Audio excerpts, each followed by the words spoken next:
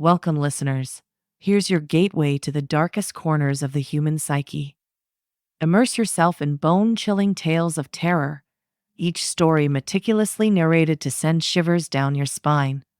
From haunted houses to sinister creatures lurking in the shadows, every episode promises to leave you on the edge of your seat.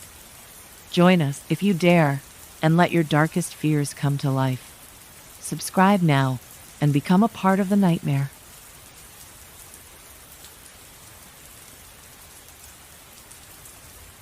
Terror for the green. As I entered the house, I noticed that something was wrong. There were no cries of Manda, Manda, coming from my twin 2-year-old siblings as they rushed to greet me and hug my legs. No kiss from Mom to bat away as she took my backpack, saying, "Amanda, what happened today in school?" No random advice or tidbit from my 15-year-old sister Amelie ran out of our room and grabbed my hand to pull me in and show me something. She was a year older than me, but we felt like twins. No whir of the overhead fan. The foyer was completely empty. This never happened. The last time was 2 years ago, when Father got diagnosed with pancreatic cancer and was going to die. They had all rushed to the hospital, forgetting to tell me. It had been for no use, though. He had died anyway. Oh no, I thought, who is it now? Not Mom, right? Oh, not Mel. Please? Oh God, please let it not be one of the twins. If something happens to Jayana or Greggy, I don't know what I'll do. I turned the corner into the living room slowly, bracing myself for what I might see. What I saw was not at all what I'd expected, but it was bad nonetheless. The green, as we called it, was gone.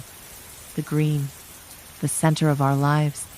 It used to sit proudly on the mantel, visible from everywhere in the house, but the foyer. Daddy had carved it by hand. For 3 years, he would sit by the fire after work, his hands nimbly molding the clay, shaping something. We never knew what it was. Never will, since he's gone. Our pride in life, gone. What happened? Where is it? Who took it? When? Why? Why? Why? What will we do without it? The thoughts rushed through my head, making me dizzy. Somebody coughed and I turned. There, sitting on the couch, were my family members. First, I was overjoyed that they were okay. Then, I remembered the green and saw the expressions on their faces. Oh, what happened next, though, was the most shocking of all. They stood up simultaneously and enveloped me in a hug. "Wow, what's going on?" I cried, pushing them all away. Amelie was the only one who responded. Nothing, dear. Just close your eyes, just as we did. Give all of your prized possessions to the king. Surrender yourself to him, just as we did. You will attain true happiness," she droned flatly. She never called me dear. What? Who's the king? Are you okay? Blink twice if you need my help. She wordlessly pointed at the corner, and I noticed something I hadn't seen before. A man, dressed all in black with a hat over his face, leaning on the wall. What? What was he doing here? How had he gotten in? Who was he? What was going on? Amelie smiled, briefly, as did the man. But his was different. Amelie's was a fleeting reminder of something normal. His was maniacal and murderous. And then my world turned black as he lifted his hat, revealing not a face anymore, but a black hole, swirling and gurgling. Hungry. My eyes started to blur, my body feeling limp. I started to run the other way, grabbing as many of my family's hands as I could, when he spoke. His voice was deep and rumbling, hypnotic. I turned to face him. I had to. There was a force pulling me towards him. "Don't go. Stay. Don't you want the truth? Don't you want peace and happiness?" The kind words didn't match the cold, calculating expression. The truth about what, anyway? But somehow, I couldn't look away. Maybe it was his voice, or how his gestures seemed to be pulling me towards him, or how he seemed sad. I could never refuse someone who was sad. So I stayed and I listened until I didn't even know what he was saying. I just knew that I believed it, and I trusted him, and that he would do what was right. Then he snapped his fingers, and I was shocked back into the present. I looked around me, dazed. I didn't understand what was happening. Then the earth beneath me started to rumble, and the bamboo floorboards that Daddy had made years before, when he was apprenticing a handyman, cracked under our feet, and we all tumbled into a black pit. All but him. He hovered above us, cackling, the black hole replaced once again by a face, though this was no comfort as the face was cruel and crazy. My family had returned to normal and were crowding around me. He lifted his hands, and I saw a shimmer. I saw the green, floating in the air in front of him. I reached towards it, trying to jump out of the hole, the pit of darkness and despair, but something was holding me down. I searched the eyes of the man, but they were emotionless, betraying nothing, like the trained assassins on a show me and Mel liked to watch. What was it called? I don't know, but this was no time for such trivial thoughts. I doubted we'd even be able to watch TV after this was over, whatever this was. I saw our TV sitting right outside of the pit. The man, or the king, I suppose, noticed my gaze and pushed the TV in the pit with us. Mom only had eyes for the green. She was sobbing, reaching for it, screaming, falling, over and over again.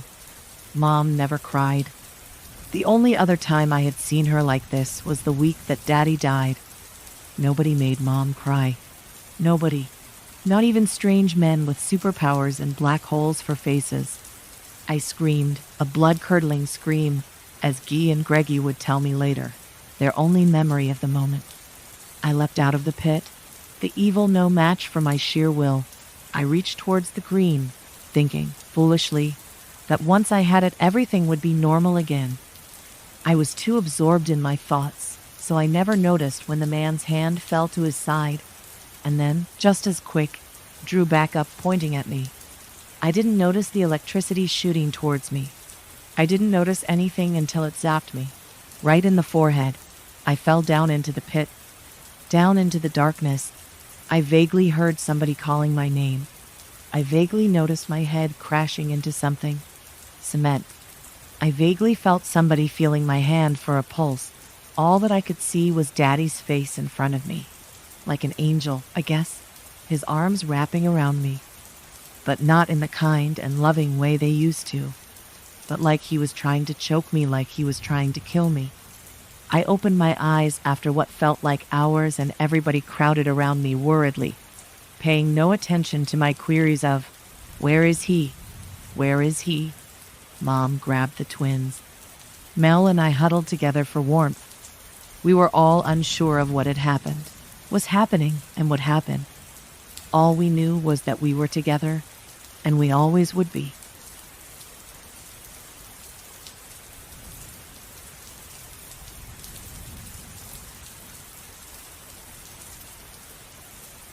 The Shadow Lake Project.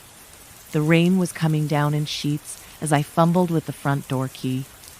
Most people would never think of putting a deadbolt lock on an old cabin in the middle of the woods. But my father was not like most people. Mitchell, my 10-year-old that didn't want to make the long drive, stood next to me, an irritated traveler. "Dad, I'm getting soaked," Mitchell said, dripping. "Just a sec, buddy," I blurted from a wet mouth. A moment later, presto, the door was open. A strike of lightning illuminated the living room briefly, and I was able to grab the kerosene lamp hanging on a nail near the front door. As I struck a match and lit it, I could see the wisdom of renting the place out periodically. Cobwebs were only marginally evident, and the layer of dust on the table, chairs, and wood stove was only slightly thicker than a wrestler's neck. I threw Mitchell the matchbook and motioned for him to light the lantern on the far wall. I took my trusty Zippo and lit the lantern on the near wall, next to the door leading to the only other room in the place. A bedroom, with the only other exit to the place, a back door. "What are we doing way out here, Dad?" Mitchell asked. With that lilt in his voice, I wasn't fond of hearing. We're meeting somebody, Mitchell. Out here? Who? Bigfoot. Look, Mitch, lose the attitude. Dad, I'm wet, I'm cold. I'm probably going to miss my music lesson, and I'm allergic to dust. I'm sorry if I'm not a lot of fun to be around right now, Mitchell said, treading a thin line. So, who are we here to see? Don't tell me one of your doctor friends. This isn't the Hyatt Regency. Somebody I haven't seen in a long time. Somebody I thought I'd never see again. Sounds like you don't want to see him too much now, he said, looking at me quizzically. Let's just say where Bryson Ambile is concerned, it pays to be cautious. Ambile? Is he a relative? Asked Mitchell. We had left the door ajar when we entered, and now it began to swing open. Bryson, my twin brother, stood in the doorway, clad in a black leather jacket and jeans, and strangely wearing an oversized pair of dark sunglasses on this most overcast of afternoons that was fast becoming dusk. Yeah, he said in answer to Mitchell's question. The kind of relative they don't talk about. How goes it, Harlan? Always liked a dramatic entrance, didn't you, Bryson? They're the best kind, bro, he said, as he closed the front door. It was then he noticed Mitchell. Who's the munchkin? I told you to come alone. Jesus, Dad, he looks just like you, Mitchell said, his anger fast turning into fascination. Mitchell, this is your uncle, Bryson Ambile, I said, trying to sound positive. Whoa, a twin. You never even said you had a brother. I don't doubt that, said Bryson as he looked Mitchell up and down. Mitchell? You named him after the old man. How typical, Bryson snorted, as he began to light his cigarette. Yes, and I'd appreciate it if you didn't smoke around him. You smoke. Did? Keep a Zippo in my pocket as a reminder not to. I'd like to keep my fourth grader's lungs clean if you don't mind. Anything you say, Harlan, Bryson said, as he snapped the top closed on a black lighter with a skull and crossbones on it. Although, I didn't ask you to bring him. Since his mother died last year, where I go, he goes. How do you ever take a shower? Bryson responded. Besides, I thought he might like to meet his only living relative. If you can call this living, Bryson said under his breath, as he straddled one of the chairs next to the table. He began fiddling with the cigarette still in his mouth and noticed me watching him. Do you mind if I just let it dangle from my mouth? Pleased to meet you, Uncle Bryson, said Mitchell, offering his small right hand. Looks like you've trained him well enough, Bryson said, looking past Mitchell as though he wasn't there. But this isn't about your progeny. This is important. Oh, I'd say he's pretty important. Guess you've never been a father, I said, as I saw Mitchell awkwardly withdraw his outstretched hand and walk back to my side. I've never been a fire hydrant either, but that doesn't mean I don't know what it's like to get pissed on. Bryson shot back. Thoughts of our dad's volatile relationship with Bry swirled in my head. The time right here in this cabin when we had just turned 7 and Dad brought us up here for the first time to fish. Bry had gotten a hook stuck through his thumb. Dad made him pull it out himself without breaking off the tip. It left a scar. In so many ways. Look, Bry, I'm sorry you and Dad weren't close, but you brought it on yourself, sometimes with that damn chicken shit attitude, I said, after the memory parade had calmed down a bit. Hey, no prob Harley. Dad liked you. Mom liked you. Even the dog liked you best. Of course, I didn't give a shit about Mom and the old man. But I really liked that German shepherd, Bryson said. Not that I care. But where has Biker Boy been for so long? Mitchell chimed in. I don't know. Mitchell, your Uncle Bryson disappeared fresh out of med school. He was a genius in genetics research, even back then. All his professors said so. Rumor had it he was recruited by the government. You mean this guy's a doctor, like you? Mitchell said, disbelieving. Yeah, my patients occasionally lie, Bryson said, cutting me off. My dad's an oncologist, said Mitchell, seething. He helps people who have cancer and saves a lot of them. What do you do, big man? Besides suck on cigarettes? Take it easy, Mitchell, I said, trying to restrain myself from hugging my newfound defender. Okay, Bryson, cut to the chase. Why here? Why now? After all these years? Why not Mom's funeral? Why not Dad's? You know why not Dad's, Bryson snarled. Okay, but even if you were still upset with them, Christ, I'm your brother. Why didn't you try to contact me before now? Then this afternoon, out of the blue. And you asked me to meet you way out here? What's the story? It's a long one. Mind if I smoke? Said Bryson. Yes, Mitchell and I barked in unison. Like father, like son, like asshole, Bryce said, putting away his lighter. But enough about you, Mitchell retorted. Cool it, Mitch, I said, trying to calm him down. Why should I? I've never met this guy before in my life, and after 5 minutes with him, I'm hoping he stays away for the rest of my life, Mitchell said. He seems to have inherited the old man's charm, too, Bryson said, smirking. It was like there had to be one bad son and one good one, and I was elected to be the bad one, the outsider, the screw-up. Well, after a while, Harley, you walk around with a tag like that. You begin to believe it. Man. And I thought I was feeling sorry for myself for making the trip out here, Mitchell piped up, still on attack mode. I take it the words discipline and respect aren't used often in your house. But I guess since Debbie bit the big one, it's been tough to keep the boy in line, eh? Bryson said. Don't you ever talk about my mother? Mitchell said, glaring at Bryson. Bryson took a long look at Mitchell, who facially resembled Deborah.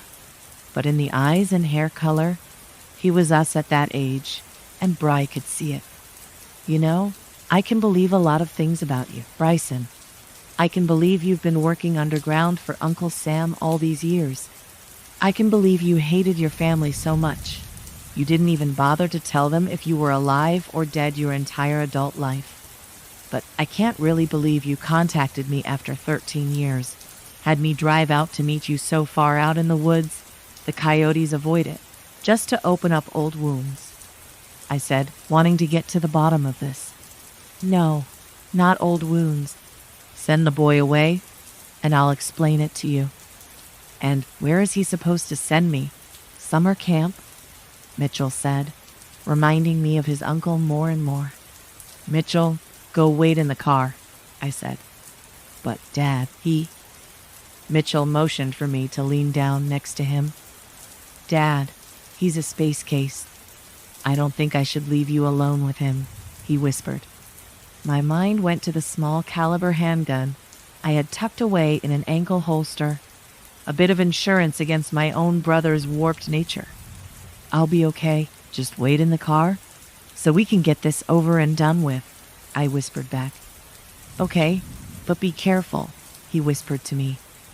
At least there's a heater in there, Mitchell said loudly, as though now wanting to go to the car. Bryson must have noticed the sarcastic similarities between he and my son as well, because, though I couldn't see his eyes behind those mirrored lenses, he followed Mitchell's movements all the way out the door. He opened his mouth as though he wanted to say something to Mitchell, but as the door closed, he simply turned away and crushed the cigarette he had just taken from his mouth, then checked his watch. Okay, we're alone. What kind of trouble are you in? I said. Is that the only reason you think I'd call? Am I wrong? No, not at all. You always were the one to bail me out. Since before we were Mitchell's age, he said, then looked at his scarred thumb. It hurts, Daddy. It really hurts, he said in a faraway voice. Then he looked at me. You always tried to help, at least. Always managed to keep your coattails clean, though.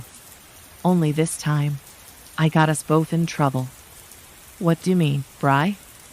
Shadow Lake, Kentucky. A genetics research facility there. That's where I've been the last 10 years, experimenting with a gene splicing technique for military application, trying to create the ultimate soldier. Bryson said, soberly. You mean genetically crossing animals? No, bro, humans. Government-sanctioned mutations. You see, no matter how intelligent an animal is, it needs the human element to be an effective assassin. I listened as Bryson laid his cards out on the table. The history of the Shadow Lake Project, as it had come to be called, how they first experimented with terminally ill prisoners in exchange for posthumous payments to their families on the outside. But no matter how they altered them, how strong, how fast, how deadly they made them, they would all eventually succumb to the disease that was killing them. But I wasn't ready for what he said next. That's when my superiors got greedy. You see, in order for the experiment to keep its funding, they had to have some evidence of the long-term effect of the mutation. So they started using healthy lifers, or death row inmates. When I heard about it, I suggested they subject all potential recipients to a psyche screening first, to weed out the absolute wackos. Bryson said, seemingly pained to recall it. And did they? I asked. Hell no. To be honest, Harley, how many habitual offenders and death row inmates do you think could have passed? So, we have the dregs of the Kentucky prison system lined up to become the most powerful creatures on Earth. And we gave them that power, never thinking. He stopped short, then said again, never thinking. He then poured out a tale that would make Mary Shelley turn over in her grave, of men who looked normal, but were endowed with unbelievable strength, speed, eyesight, hearing, or tenacity. Then he spoke of the failures, beings just as powerful as the others, but horribly disfigured by the treatment. Monstrous man-beasts that would sometimes go mad at their lack of humanity. Or was it the researchers that were lacking in that? He spoke of a revolt by these hybrids, which had taken to calling themselves the Shadowmen. So, they took over the facility, killed most of my colleagues, except for Marienthal, and few other key players like me. He said, chewing on his knuckles like he used to when we were kids, and we were in trouble. Who's Marienthal? I asked. Project Director. They keep him alive to keep reporting in to our liaison. They took over 2 months ago, and the powers that be haven't got a clue that anything's wrong up there. I saw a chance to escape last week, and I took it. Been on the run ever since, dodging them, and trying to find you. Why? And if they're as deadly as you say they are, how did you manage to get out of there without a scratch? I asked. Just lucky, I guess, he said, as he took off his sunglasses to reveal a gnarled left eye. From the condition of the wound, I'd say it was about a week old. Let me take a look at that. Damn it, Harlan, don't you get it? He said, cutting me off, and not allowing me to examine what was left of his eye. We instilled in every hybrid a tracking sense. They track by genetic code. It was supposed to keep them from eliminating the wrong target in the field, but it never worked right. They always had problems with similar genetic codes, like those found in close family, or... He stopped short and looked at me. Twins, I finished for him. Is that how I'm involved in this sick nightmare, Bry? There are Shadowmen all over the country now, some that can blend in, some that can't. They're targeting me, now that I've escaped. Figured I at least owed you a warning, bro, Bryson said. I looked into his gray blue eyes, just like mine, just like Mitchell's, and I knew, as insane as it sounded, what he had just recounted to me was the truth. All except this last part. This altruistic trek across the country to warn me wasn't in his nature 13 years ago, and I had my doubts that this experience had changed him for the better. I watched him as he moved across the room to the door leading to the bedroom and leaned against the wall in his usual cocksure manner that I remembered all too well from our days growing up. Nerves had given way to something else. But what? This is bullshit, Bryson. You wouldn't cross the street to give me a warning, much less cross the country. You say the Shadowmen are all over different parts of the country, but the odds of them looking for you and finding me were remote. That is unless they were after you, and you came here, led them right to me. So, what are you really doing here, Bryson? I said, already knowing the answer. Surviving, bro, surviving. He said, checking his watch again, as though he had someplace else to be. And, for what it's worth, I'm sorry. I wanted to kill him, but I needed answers first. How close were they to him now? Did they have any weaknesses? Could local authorities be of any help if they could be made to believe this story? Then the lightning flashed outside, and I remembered the son I had waiting in the car. The son I had done my best to ignore at the time of his greatest pain, when he lost his mother. The son who at that moment walked in through the door. Mitchell, I cried, as I saw his wavering, bloodied body stagger towards me. Dad, he said weakly, as he dropped like a stone in the middle of the floor, beginning to shake involuntarily. It hurts, Dad. It really hurts. His clothes were slashed, like he'd been attacked by a tiger. He was bleeding from his ears, nose, and mouth. I knew he had severe cranial trauma, and as he began to convulse, and those gray-blue eyes rolled backwards, one thought filled my mind, all-encompassing and all-consuming. Bryson, I screamed, not knowing that he had already slipped out the back door and away from the danger. My brother was gone just like my son, as I watched his blue-gray eyes roll back, and he breathed one last time. I looked up to see the silhouette of a misshapen creature as it stood in the doorway, my boy's blood still dripping from its teeth. Good evening, Dr. Ambile, it said in a deep, guttural voice. I drew my gun and fired before it could lunge. Every bullet in every chamber found its mark, felling the creature. Thus began my pursuit, fueled by my hatred. The Shadowmen wouldn't kill Bryson. I would.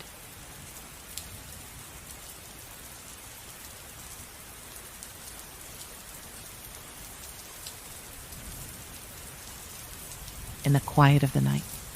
December 16th, 2011. 1:48 a.m. There is no rest for me tonight. Outside, the wind howls with yet another winter storm. Here, in this remote cabin the university has so graciously afforded me, I find the gale closely resembles the sound of a woman screaming. It is maddening to toss and turn like I have, so preoccupied with falling asleep that the effort itself is what is keeping me awake. So I return to these pages once more, a man half crazed with exhaustion, yet the impulse to record these musings jolts the energy to my bones that is so strangely absent during waking hours. This morning I found a new set of tracks going past my front door. Closer inspection indicated it was a quadrupedal creature and traveling fast. I couldn't help but wonder if the animal had survived the night. This wilderness was like none other I have studied in before, being so barren and cold and dark. To my knowledge, the only predators out here are bears and wolves, the former of which should be hibernating. Photos were taken, observations noted and uploaded accordingly. My venture into the surrounding woods had been fruitful as well. The subtle signs of life had whispered all around me, bracing themselves for the coming storm. The piney branches reaching heavenward, gathering what sunlight they could. The bark of the aspen, stripped repeatedly by what was likely a herd of deer. The shrill call of a hawk, circling patiently as it sought out its dinner. The wonder of nature, even in the dead of winter. It seems the world never truly sleeps. My own dinner had been a heated can of chili and several pieces of French bread, smothered in butter. The supplies come every 2 weeks, and I am learning how to ration them without allowing the fresh produce to go to waste. I suppose in a way I should be grateful for this solitude, for this chance to study over the holiday break, so that I may record and publish my findings in next semester's journal. Even so, it can get eerie at times, especially when I cannot sleep. Before making another futile attempt at slumber, I feel the need to record one puzzling aspect of today's trek, as I am certain it will fade from my memory in time. Upon my return just before sunset, I found what looked to be initials carved into an aspen tree, not more than 20 yards from my front door. I am positive it was not there when I first left. The sloppy letters resembling an M and an E were just about the size of my hand, and surely I would have noticed when I first headed out. Either that, or I was so preoccupied with a journey to come that I simply passed right by it. I could see the letters when I turned to look from my front door. Bizarre, but intriguing. Perhaps I have a neighbor. December 18th, 2011. 11:17 p.m. The storm lasted straight through the past 2 days, making any travel impossible. Outside my window, it has been nothing but a wash of white. The world gone quiet, blank as canvas. I have attempted to head to bed early, but to no avail. Being cooped up within these four walls has not done me any favors, I'm sure. My body is restless, but my mind entirely preoccupied with my lack of progress, the halt of my work, and a single streak upon my only window. I had discovered it upon waking this morning, and this must be the isolation. I have been fascinated by it all day. The window adjacent to my front door had a line drawn in the frost down its dead center, about a foot in length, as if someone had pressed their finger to the icy glass outside and swiped downward. It brought dim recollections of me doing this as a child, except I would draw stick figures or write my name. Did someone come up to my window? I have tried to make reasonable assumptions. Perhaps a chunk of snow had fallen from the roof and grazed the glass on its way down.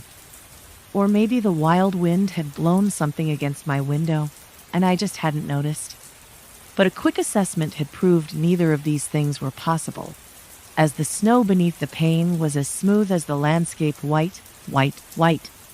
No pile of dislodged snow, no foreign object laying atop the powder. I have settled on the likelihood that whatever it was is buried beneath the drifts. As the accumulation has been swift and steady, while the storm rages on, I stay awake tonight now wondering, what else may the snow have hidden? December 19th, 2011. 2:17 a.m. A snowman. These writings are becoming a habit of mine now. I'm not sure why, but I feel most inclined to pen my thoughts as the night slips into the wee hours of the morning. This night I am more justified in it, I think, after the events of this morning. I was gladdened to see that the storm had finally abated upon waking, and so I had made a foolhardy effort to shovel what path I could outside my front door. The process was slow going, and I was so preoccupied with my task, I had failed to notice the latest addition to my wintry landscape. I had thought at first I was hallucinating, that the sunlight's glare against the snow was hindering my vision. But no, situated just by the tree that bore the mysterious initials was a snowman facing my small dwelling. The sight of it, and even thinking of it now, makes my heart drop. Someone is out here in this wilderness with me. Someone who no doubt finds these small intrusions on my privacy quite entertaining. Even now, I cannot make sense of it. There are no neighborhoods nearby, no cities, no easy means of transport. My study on the habitats of local Alaskan wildlife had deemed it necessary that I would be placed quite literally in the middle of nowhere. The possibility of campers in this wildland, at this time of the year, simply did not seem possible. I have decided the most likely culprits are my home-based team back in Anchorage, who ensure my supplies will be delivered to me. I cannot imagine why Mac or Leslie would think this is funny, but it's the only thing that makes any sense. They are the only other humans I know for a fact were out this way just a few days ago to drop off my latest load. I do not want to sit here and dwell on how this could be, where they're staying, or why. I can barely sleep as it is. As soon as I saw the snowman grinning cheekily with his pebbled mouth, some powerful sort of rage had come over me, and I had barreled through the snow just to knock his head off. If Leslie or Mac think this is funny, well, the department head will be hearing about this. They never struck me as so unprofessional. From where I sit now, I can just make out my newly decapitated friend. It seems silly, but I feel a sense of satisfaction that I had gotten them back, as petty as it is. Maybe now I'll be able to get some sleep. December 19th, 2011. 11:11 a.m. It's back. I don't know how this is possible, but the damn thing is back. I woke late this morning, sleep deprived as I am, and went about my usual routine before heading outside to begin my hike into the nearby woods. And there it was, head back in place. I don't know how this happened. No one has been here. I'm sure of it this time because there are no tracks in the snow. Let this record show that I didn't dream any of this. December 20th, 2011. 2:56 a.m. I will not be sleeping tonight. I am keeping guard, with only my raging thoughts and endless cups of coffee to keep me company. Whoever is doing this is not going to be allowed to continue. I cannot sleep, cannot focus, cannot relax. Harmless prank or no, this is having a vast disadvantageous effect on my studies, and I will not allow it to go on. Even as I write this, I pause every few moments to glance out the window and ensure that damned snowman is not standing. I destroyed it earlier today, after I got back from my journey. A snowman cannot build itself. So I will sit here, all night if I have to, until I catch the culprit in the act. I've given it some thought and realized that it would certainly be feasible for Mac, Leslie, or even Dimitri, maybe all three of them, to be camping out somewhere nearby. It's entirely possible, even in sub-zero temperatures. I've heard some of the locals do it with state-of-the-art and extremely expensive camping gear. Why they would go to such extremes is beyond me. And it's taking everything within me to not call the university first chance I get. There's only one thing I do not understand, though. The other instances. It was easy to trace back the lack of evidence to the storm and the consistent snowfall. For the life of me, I cannot figure how they did it this last time around without leaving any footprints. And in the middle of the night, too? Is that really how far they're willing to go for a stupid prank? God, I need some sleep. My mind is a jumbled mess. Once this is all figured out, I'm going to sleep for an entire day. December 22nd, 2011, 12:59 a.m. Every time I knock it down, it's back. It's back, and I never see or hear anything. I called the university today, finally fed up, and I was informed that Leslie had been out sick for a week, and Mac was visiting family for the holidays.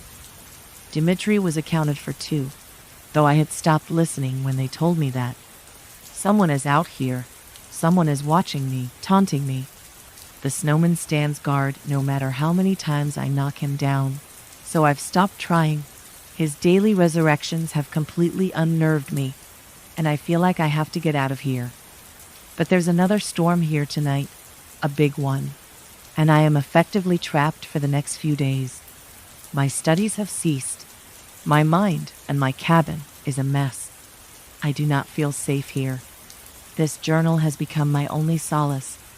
The wind is howling once more, and earlier tonight, I could do little else but stare into the darkness, the breath coiled in my throat, waiting for the door to open or the window to shatter or some ghostly apparition to appear by my bedside. I wonder now if the isolation is driving me mad, if I am somehow imagining all of this. I have read up on and heard of such things happening before. The cold, the dark, the solitude, these things play tricks on our primate minds. And even in that vein, I cannot explain the fear I suddenly have.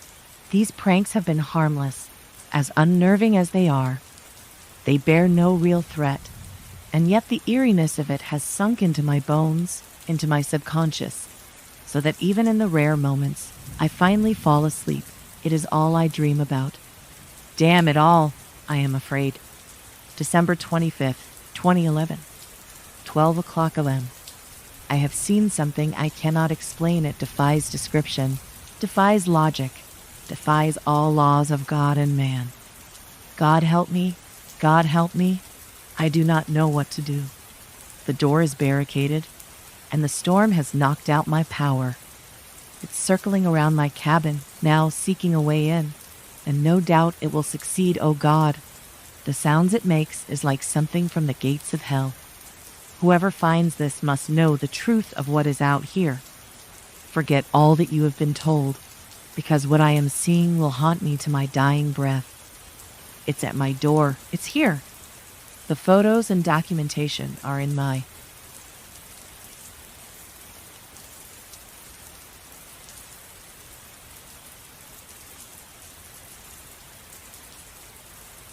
unfinished business. Monday. I hate that piano. I should have never bought this house so cheap. That out-of-tune piano has been playing every night, but only when it's just me. The piano stops when I have people over, or start recording on my phone. I guess spirits are smarter than what is shown in movies. It feels weird writing these words down, like I have to convince myself that everything is happening. I have nothing else except what I put from my mind to paper. I hate this feeling of insecurity from my own senses. Maybe this is why all haunting victims seem to break down so quickly. Why did I have to get stuck with a night owl spirit? I'm going to end up on one of those shows that showcase crazy people. Maybe it's my grandmother coming back to haunt me, because I never paid attention back when to try to teach me. I'm so tired. I need to sleep. I don't know how much longer I can take this. Thursday. I don't know what my life has turned into. 2 weeks ago, I was a college dropout, threatening homelessness. Now I feel like I'm on a cringe-worthy horror show. My co-worker Jerry claims to be able to feel a spiritual presence. Before I always thought it was the cocaine and the LSD talking, but now that I'm actually listening to what he says, I see some truth here. Maybe I'm becoming too desperate here, but Jerry told me that he believes everything I told him. He said he could try and help me. It's worth trying everything at this point, so I invited him over. He told me to keep a record of everything I do regarding my problem. I don't really see the point, but when a crackhead tells you to do something, you just do it. Friday. Jerry was absolutely useless. He just rubbed his dirty hands all over the piano and concluded it was not an evil spirit before raiding my fridge for the last bottle of beer. Asshole. I should have known I would have to do this on my own. It took forever, but I finally figured out what song what playing on that darn piano. My Google search history has to be a mile long now. It is Ashes by Celine. Not much to work with, but it's the best clue I've got right now. That song is pretty new, so whoever is haunting my piano must have died recently. The song seems to be like a call for help. Maybe Jerry was right. Maybe I can help whoever this spirit is. It's not like I have anything better to do. Sunday. This is a spirit mystery journal, audio recording 1. I have found a way to communicate with a spirit. Our system is 1 note for yes, 2 notes for no. I tried to get some specific answers, but apparently ghosts like playing 20 questions way too much. Did you live in this house before? Ding. Okay, good start. Did you have an unnatural death? Ding. Was your death an accident? Ding ding. Were you murdered? Ding. A murder mystery. I'm not really sure what else I expected. Okay, was it someone you were close to? Ding. Did you guys live here together? Ding ding. No, okay, so they lived alone. Were you close with your murderer? Ding. Was it a family member? Ding ding. Not family? Was it a romantic partner? Ding. Ooh, this is getting more dramatic than a telenovela. Were you guys fighting before your death? Ding. Was he cheating? Ding. Ding. A yes and a no? That's weird, okay? Rethink. Were you the person he was cheating with? Ding. Man, what a jerk. Ding. Ha ha ha. Not the time to be laughing. Be serious. Was he caught for murdering you? Ding ding. Oh shit. There is a murderer loose. Do you need my help catching him? Ding. Monday. I haven't been able to get my mind off of the spirit. I found out her name is Ava. Took a lot of yes or no questions to find that one out. After I got her first name, I was able to search the news reports about her death. Funny enough, I couldn't find any. Just a couple of stories about a missing case for Ava Mabels. They just say that she stopped contacting her family and showing up to classes. I can't help but feel connected to this all now. Ava put her trust in me to help avenge her spirit. Maybe this is the larger-than-life moment I've been looking for. I may have screwed up most of my life so far, but I won't screw this up. No way in hell. Ava can trust in me. Wednesday. I forgot how much fun the game Hot and Cold was. It took a bit of work to develop a system where Ava could commute her answer, but it worked in the long end. Ava was able to lead me to a box she had hiding in the attic. A cute box with a bunch of love notes and pictures in it. I could feel my inner detective come out, so I put on some gloves I stole from work before I started snooping around the box. From the pictures and love notes, I was able to get the name Darren Wollaston. I spent all of yesterday searching this guy up. No social media made it really hard to find him, but I was still able to do it. There is nothing that trusty Google can't do. The guy is married and has 3 kids with his wife. Talk about a mega jerk. I also found a pregnancy test with a note attached to it. Some of the ink is smudged from droplets, so I'm pretty sure Ava wrote this after getting in a fight about the pregnancy. Ava wrote about how she was happy to be having a baby and wanted to start a family. She said that after she told Darren about it, he instantly got super aggressive about it and told her that she had to get an abortion. She quotes that he said that she was going to die before she had the baby. I don't know what kind of monster it takes to kill a human, but a pregnant woman is a whole new level of evil. I will avenge Ava if it is the last thing I do. Sunday. I don't think I have ever felt like more of a badass in my life. Never again could I achieve this level of coolness. Darren's arrest was on the news tonight.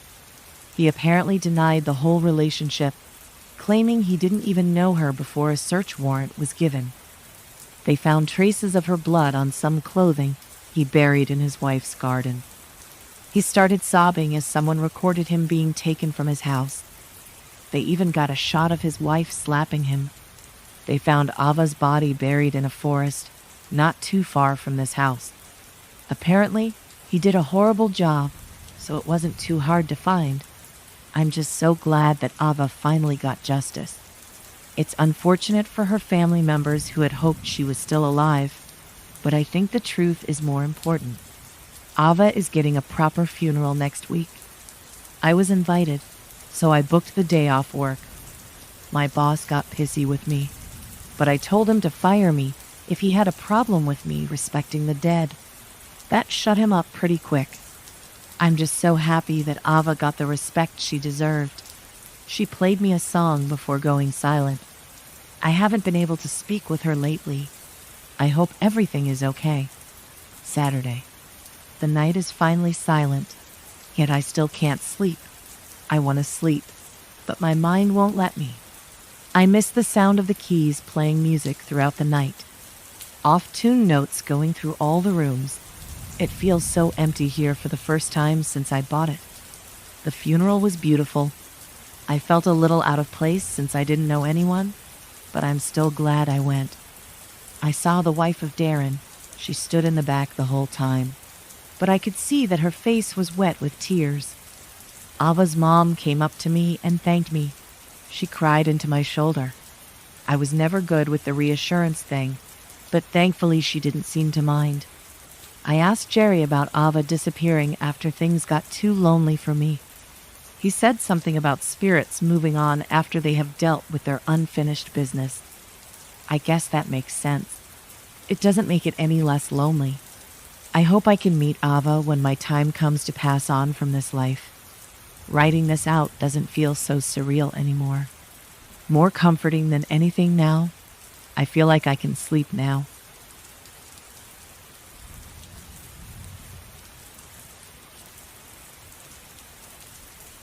With a nod, the officer shifted into reverse, and we backed out onto the main road. Once we got back to the precinct, I thanked them for the lift, and immediately hopped into my truck and drove back home. I was exhausted, and didn't really care to wait for Jimmy to bring the car in. Jimmy didn't show up for work yesterday, and he didn't return the car either. We thought he'd just taken a sick day and forgot to phone in. Or maybe he was scared to face me after his little prank backfired. Everyone I told about it seemed to be on my side, and maybe he knew I'd tell people about it, so I thought he was afraid of corrective action. At least, that was my theory yesterday. He didn't show up today, either, and everyone started to get a bit worried, even me. We sent a couple of officers out to the factory to see if he had left in the cruiser, or took an Uber home and left it there. Sure enough, it was parked in the same spot. When they saw this, they phoned me to come in to help search the area, just in case. It was my day off, so I was irritated, but I did hope he was okay, so I relented. We searched the entire factory, and didn't find anything until we got to the third-floor hallway that we'd been on a few days ago. I got up the stairs last, and found one officer vomiting in the corner of the stairwell, and the other shielding his eyes in disgust. I pushed past them and walked into the hallway. The floor was stained with a trail of blood leading towards the end of the hall. There, hanging from the doorway, was Jimmy. He'd been absolutely mangled. His stomach was eviscerated, and his eyes and tongue were missing. Most notably, though, were his arms and legs. The veins had been almost completely ripped from them, and braided so tightly together that they formed makeshift ropes. Seeing this, I didn't immediately join the other officer in vomiting. I just stood there, completely stunned. That changed, though, when I walked into the room behind his body.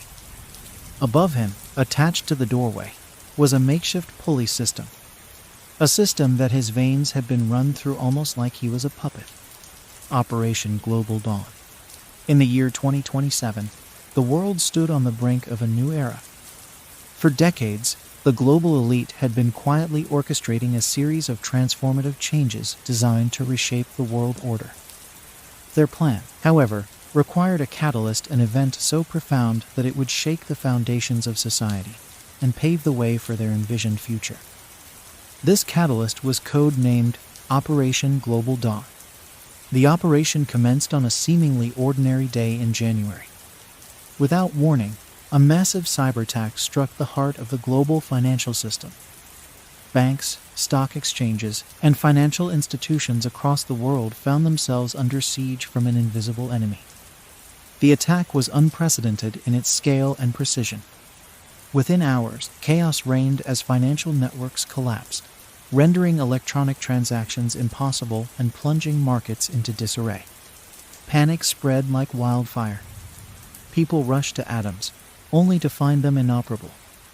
Stock markets crashed, wiping out trillions of dollars in wealth. Governments scrambled to respond, but the sheer scale of the attack left them paralyzed. The global economy teetered on the brink of collapse. In the midst of the turmoil, a narrative began to emerge. Intelligence agencies pointed the finger at a rogue state, accusing it of masterminding the cyber attack with the help of a shadowy network of hackers. The media amplified these claims, creating a climate of fear and anger. Calls for retribution grew louder, and the world braced for conflict. Behind the scenes, the architects of Operation Global Dawn moved swiftly. The global elite, a consortium of the world's most powerful individuals and organizations, had anticipated this moment for years. They had a plan ready to restore order and implement sweeping changes under the guise of responding to the crisis. The first major announcement came from the World Economic Forum, an influential body comprising leaders from various industries and governments. They proposed the introduction of a global digital currency, designed to replace the myriad national currencies that had become destabilized by the attack. This new currency, they argued, would provide a stable and secure means of conducting transactions in an increasingly interconnected world. The digital currency, dubbed the global credit, was more than just a financial tool. It was a means of control. Unlike traditional currencies, the global credit was entirely digital and tracked by a centralized global bank. Every transaction was monitored, providing unprecedented oversight of economic activity. The elite touted the currency as a solution to economic instability, but it also served their interests by consolidating financial power. As the global credit rolled out, the elite unveiled the second phase of their plan, a comprehensive global surveillance system. Leveraging advancements in artificial intelligence and drone technology, they proposed a network capable of monitoring the entire planet in real time. This system, they claimed, was necessary to prevent future attacks and ensure compliance with new global policies. Drones equipped with high-resolution cameras and AI-driven analytics began patrolling cities and remote areas alike. These autonomous sentinels could identify individuals, track movements, and detect suspicious activities. Combined with existing digital surveillance, the system created a panoptic in a world where privacy was a relic of the past. With surveillance in place, the elite turned their attention to energy. They announced an ambitious initiative to transition the world to sustainable energy sources, phasing out fossil fuels entirely. This plan, they argued, would address climate change and reduce dependency on finite resources. Central to this initiative was the development of nuclear fusion technology, promising an almost limitless supply of clean energy.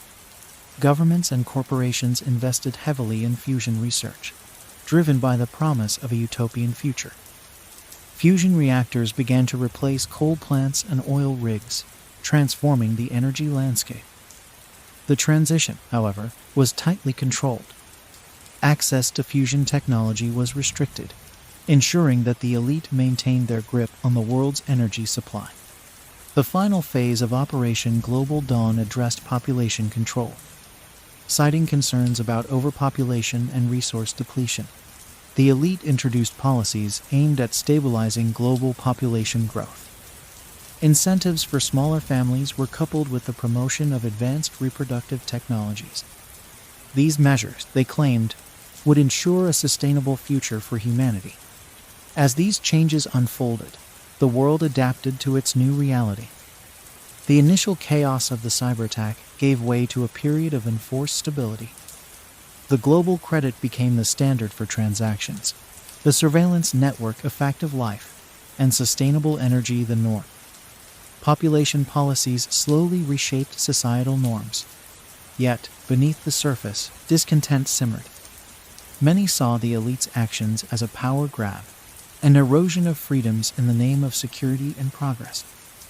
Protests erupted in various parts of the world, but they were swiftly quelled by the surveillance state. Voices of dissent were marginalized, and the narrative of a new world order prevailed. The truth about Operation Global Dawn remained hidden from the public. The cyber attack, far from being the work of a rogue state, had been orchestrated by the elite themselves. It was a false flag event designed to create a pretext for their plans. The global economy's collapse was a necessary sacrifice to bring about the changes they desired. In the aftermath, the global elite continued to shape the world according to their vision. The centralized control of finance, surveillance, energy, and population policies created a tightly regulated society. Innovation and progress flourished, but at the cost of individual freedoms and privacy. Operation Global Dawn marked the dawn of a new era, a world where the lines between power and control blurred, and the promise of a better future came with the price of autonomy. The global elite had succeeded in their plan, but the true cost of their success would be felt for generations to come.